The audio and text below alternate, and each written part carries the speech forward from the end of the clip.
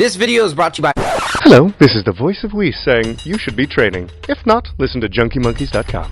Question we're gonna ask. Yeah, sure. How do you feel about voicing? I'm joking. Yeah.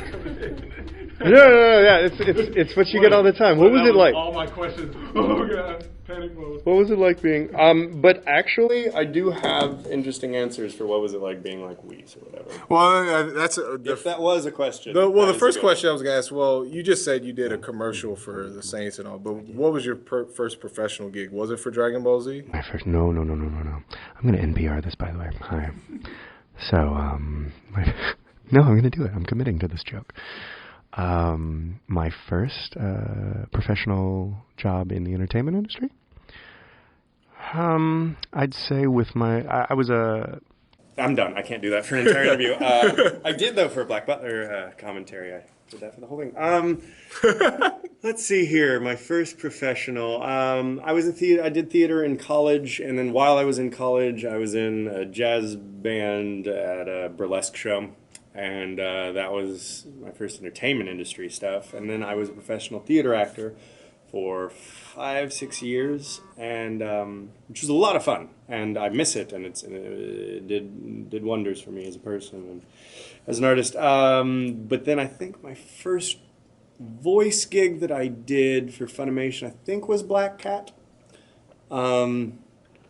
The story behind it was I was in college. I was the guy who did accents for my theater department, and I had another friend who did the same. And he said, "Hey man, I work out the place they do Dragon Ball Z. You want to come basically for a tour?" And I said, "Oh dude, that'd be amazing." And we went, and the director turned around and he said, "Hey, do you want to say a line?" And he shouldn't have done that because that's getting free work off of somebody. But I said, "Oh yeah." And I was a chauffeur, and I just said, "Yes sir." That was it.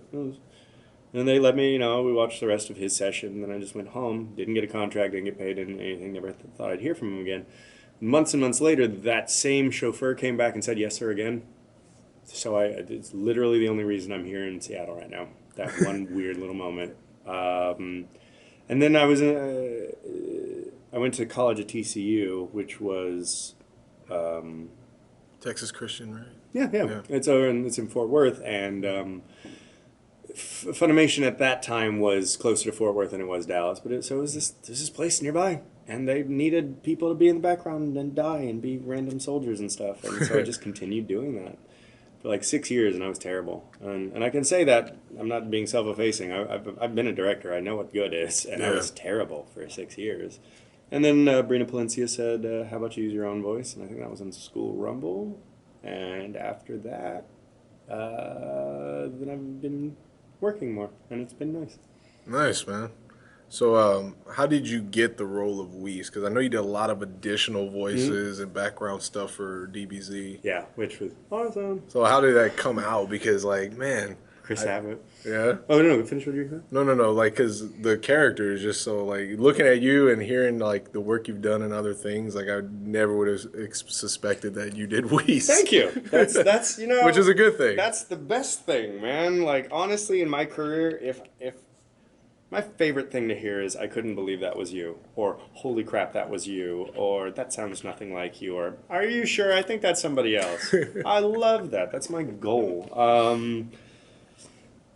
Whis was Chris Sabat. He got I think we were doing Xenoverse maybe, but he got the characters and he saw all the stuff, and he's a friend of mine and he knows my work, and all of a sudden, I don't know why he saw the extraordinarily powerful and effeminate man and said, "Ian, done." Because all I've done for him is giants. All I've done is like really big guys and angry stuff and all that, but he said, Whis. And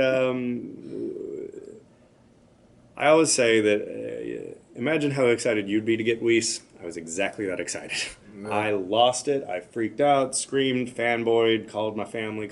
They didn't care, but my little brother cared. He gets it. And it's a dream come true. I got to fight Goku and Vegeta. Oh yeah. Like, let's be real about it. Like, I beat their ass too. So yeah. I didn't want to say it, but I'm so much stronger than you, Goku and Vegeta. So much stronger. I feel bad because at some point I'm going to say that to Kyle this weekend. I can't do that. I'd be like, "Oh, you were saying that's adorable." It's it's so cool. Dragon Ball Z was the first anime I really really watched. Yeah, You know, yeah. like that thing when that first time you sit down and you binge like a dozen videotapes with your friend. Well, the kid. Videotapes are a thing that we old people used to watch stuff on. It would wind and it's like a giant. I can't even say cassette. You know, big thing. Anyway, so I watched that and I was huge into Dragon Ball Z, and so when we did Battle of Gods, I called my brother and I was like, holy crap. I'm stronger. He's like, did you get to fight him?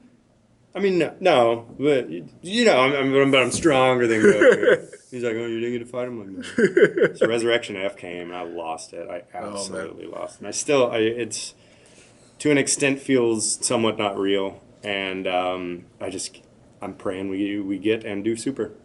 That's what I was about to ask you. Are you looking forward to doing Yeah, Super? I'm in it. They Which is can't get unbelievable. anybody else to do it. No, well, that's what I keep saying. They can, but I mean, what's Toei gonna do? Like, we're gonna get Ocean to do it. We're gonna go way back. And the Ocean dub is very good. Oh, they're All great. of those people are lovely. But I have been like, when people say like, are you gonna do Whis? Are you gonna play Whis? And my always response is, 100% honest, I know nothing. I have not been approached. We haven't started. I haven't heard that other people have started.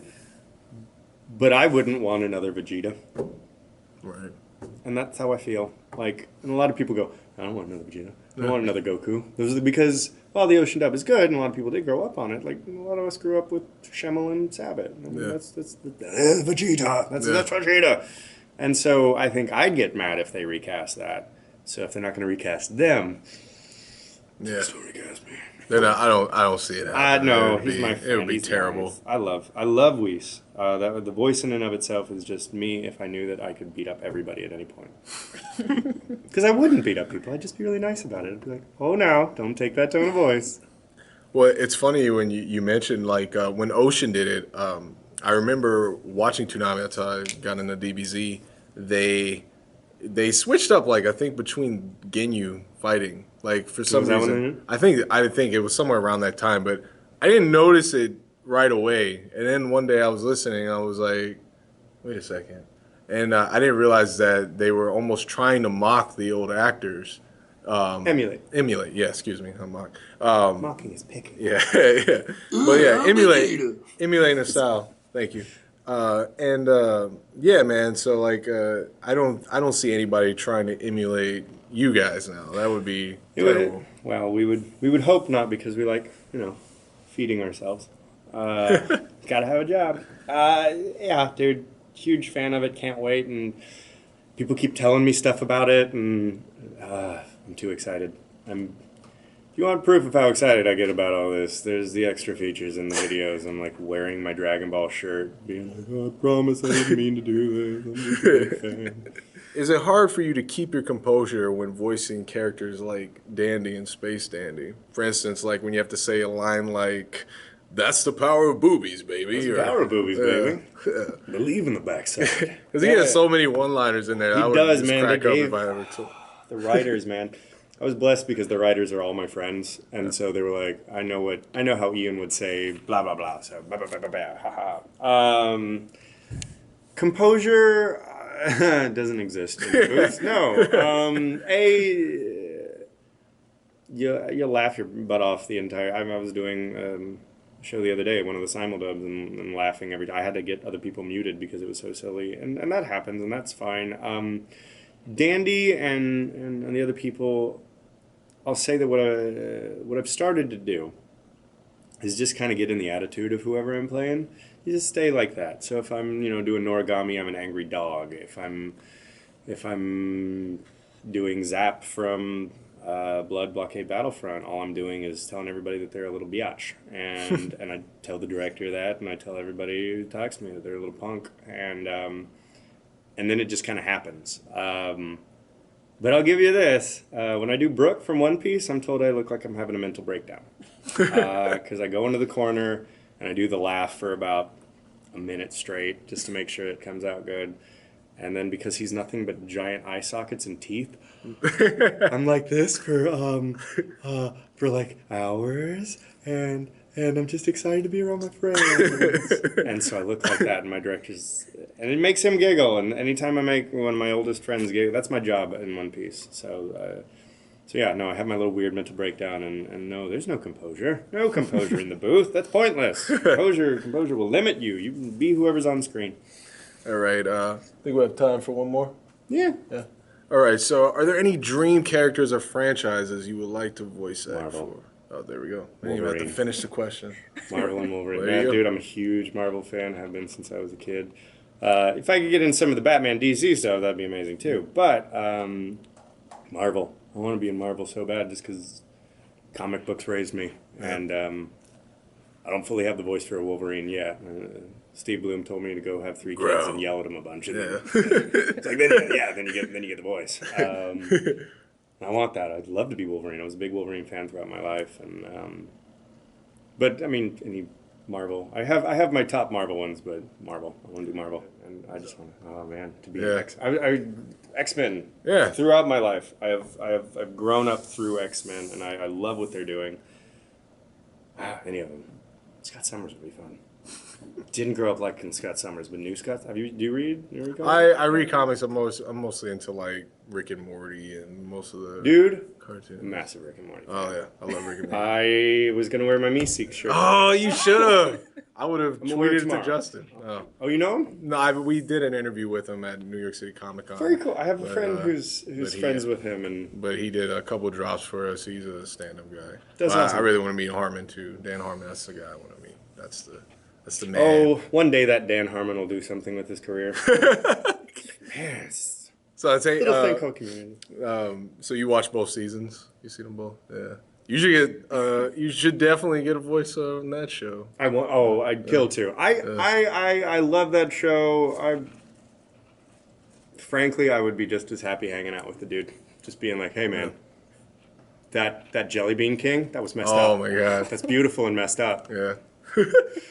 It's funny. And at some point, I'm going to tell him about how many people at Funimation like to run around and announce that they are Mr. Meeseeks, and you should look at them. Because we all do it. We all love it and yell it. And so many voice actors at Funimation came in with stuttering and all that. And like, you got to do me a favor. Can you do Mr. Meeseeks as Whis? If Whis was Mr. Meeseeks. I'm Mr. Meeseeks. Look at me. Can do. Meeseeks are not brought into this world fumbling for meaning, Jerry. Existence is paying for a Meeseeks, Jerry. I love that about Rick and Morty. How they like use names as an insult. Whatever, Morty. Love that. Morty. Jerry. Justin Roiland was talking about Adult Swim told him after the pilot, like, yeah, we like it, but you say Morty and Rick a little too much, and really went back and he was like, yeah, he really did say Rick and Morty about 80% of the time. And then there's the end where he's like, Rick and Morty! Yeah. Rick and Morty for Rick and Morty Rick and Morty this. Which may have been him going, maybe I'll throw in a couple more. That's awesome. Rick and Morty. Million years, Rick and Morty. Did you ever see Doc and Marty, the thing that it's based off of? No. Oh. And I heard about like House of Cosby's or something like that. Oh yeah, House of Cosby. Back when Cosby meant something different. Yeah. This is before. Yeah. Before the bad days. Yeah. Before the dark times. The dark times. Back in Jello pudding days. Not the dark times.